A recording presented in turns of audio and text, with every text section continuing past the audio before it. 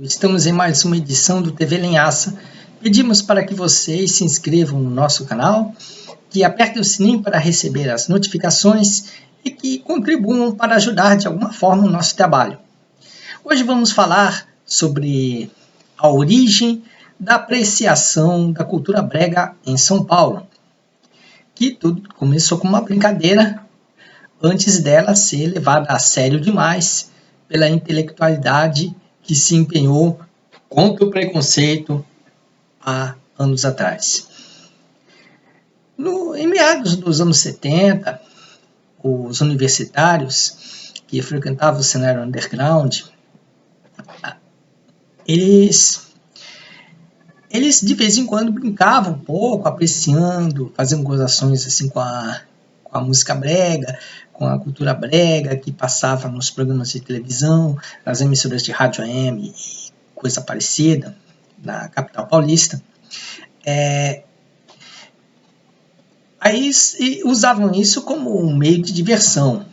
Era uma brincadeira que inspirou bandas de rock, como o Premeditando Black, o Língua de Trapo e o Titãs do Iê-Iê, que veio a ser depois os nossos conhecidíssimos Titãs. E isso era um recurso até bastante válido e muito divertido, porque era uma brincadeira que se fazia com a cultura de massa, com um pouquinho de um leve tempero trash, mas sem apelar demais com a coisa. Então, entre a segunda metade dos anos 70 e a primeira metade dos anos 80, havia essa tendência desses nomes do underground de acolher o brega como um elemento de brincadeira, de desenvolvimento do senso de humor, como uma forma também de alimentar as performances teatrais, né? E tinha até mesmo a audição de discos bregas, principalmente dos pais, dos universitários, como uma questão de brincadeira na festa. Assim, as pessoas usavam isso como um recurso lúdico para desenvolver um senso de humor, mas nada a levar muito a sério, não. E isso até inspirou um programa de auditório chamado Perdidos na Noite, que era apresentado pelo hoje ultra massificado Fausto Silva. Fausto Silva, nessa época do Perdidos na Noite, que passou por alguns canais, entre os quais a TV Bandeirantes e a TV Record. E esse programa era um programa que brincava com a tosqueira, com a tosqueira de linguagem, com a precariedade técnica e tudo, e tornou-se até um programa cult, e fez com que Fausto Silva se destacasse, e de uma maneira contraditória, ele foi contratado pela Rede Globo para apresentar um programa que hoje é extremamente lamentável, é um símbolo da decadência da televisão, que é o Domingão do Faustão. Mas naquela época, Perdidos na Noite, grupos como o Premier, como o Língua de Trapo, os Titãs do Iê, e outras aventuras também de críticos musicais, de agitadores culturais, etc. Às vezes o Júlio Barroso, o falecido fundador da Gangue 90, também tinha seus delírios bregas, assim, e tudo isso era feito numa brincadeira despretensiosa. Só que aí, passando o tempo, lá pelos idos dos anos 90, treinou-se uma intelectualidade que passou a definir um discurso em favor do brega muito pretensioso. Era uma raiz de toda aquela campanha contra o preconceito que começou a ser articulada por volta de 2000, 2001, a partir do livro de Paulo César de Araújo, baiano, radicado no Rio de Janeiro, mas com uma lógica bastante paulista, de gourmetizar o brega, transformá-lo numa arte superior, E aí veio todo um discurso mais choroso, mais de vitimismo, de coitadismo, falando nas vaias que os ídolos cafonas recebiam do público, e fazendo todo aquele discurso dramático. O sujeito lotava plateias, enchia os palcos, enchia as casas noturnas, e no entanto só levava a pau da crítica, tocava em tudo quanto era rádio, aparecia em tudo quanto era TV, era um sucesso estrondoso, mas aí tinha os críticos que falavam mal de seus discos, que davam pau, davam nota zero. É um triste, deprimente esse discurso todo, só para ampliar o mercado, para botar os ídolos cafonas em redutos de MPB. Isso veio a partir de uma visão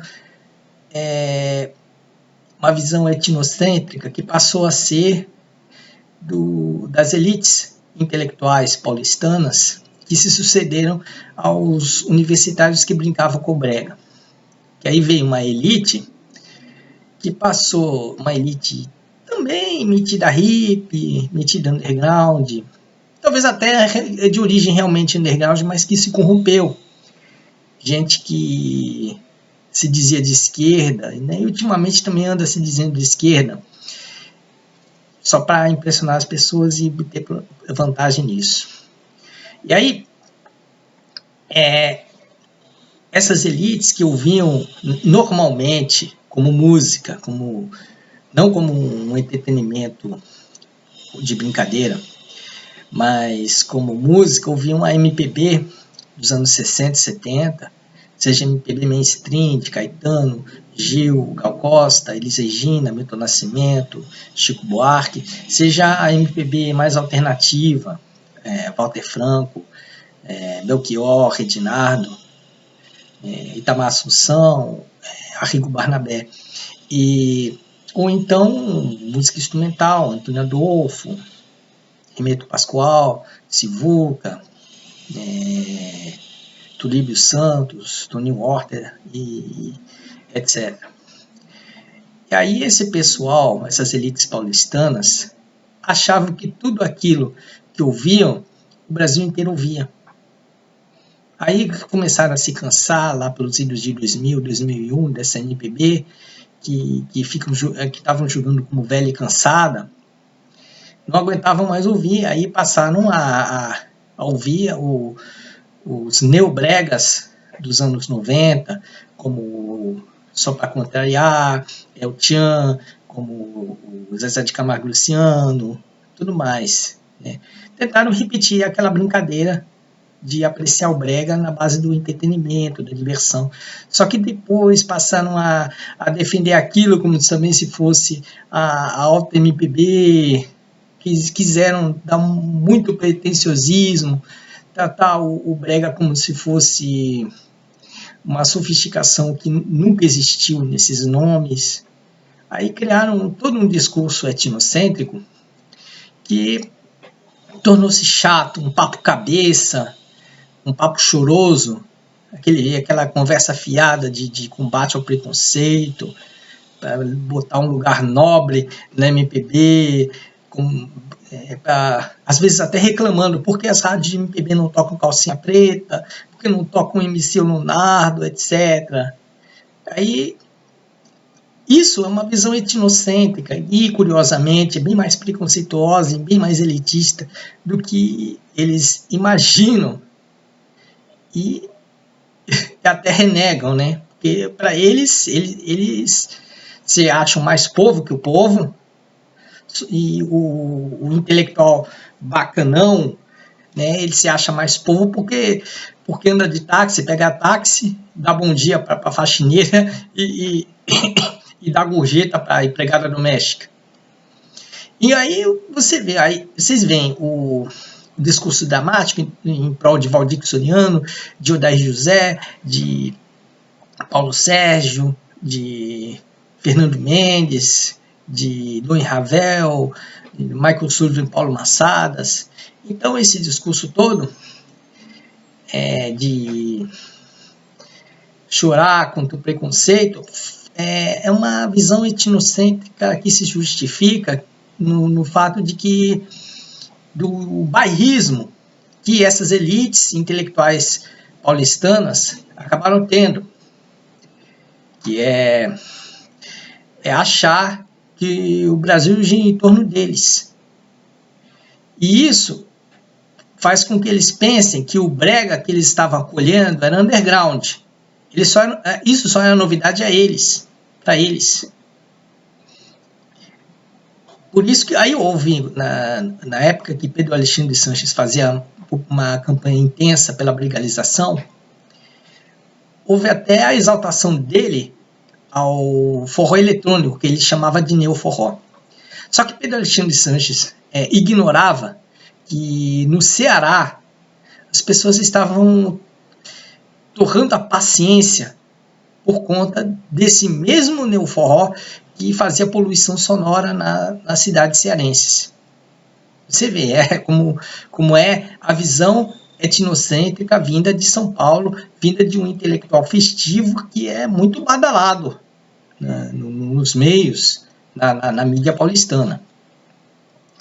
E a MPB, que é essa intelectualidade paulistana, essas elites festivas e bacanais, estavam cansadas de ouvir essa MPB,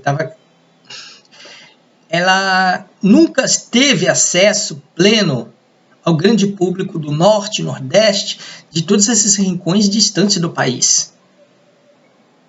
O pobre do Norte e Nordeste não ouve Walter Franco, que o antropólogo paulistano tira de letra. Ele não ouve, ele mal sabe metade do repertório do Milton Nascimento. Chico Buarque, ele ouviu falar de algumas coisas ali, ouviu falar mais a canção Genil Zeppelin. Praticamente aquele samba enredo vai passar, mas fora isso, ou alguma coisa ali, agora eu era o herói, o meu cavalo só falava inglês, é só isso que o pessoal que está lá distante ouvia. Mas a MPB, que a intelectualidade paulistana pensava ser mainstream, era assim, que era underground, até mesmo a MPB mainstream era underground para o público lá do Pará, do Acre, coisa assim, de Pirenópolis, em Goiás.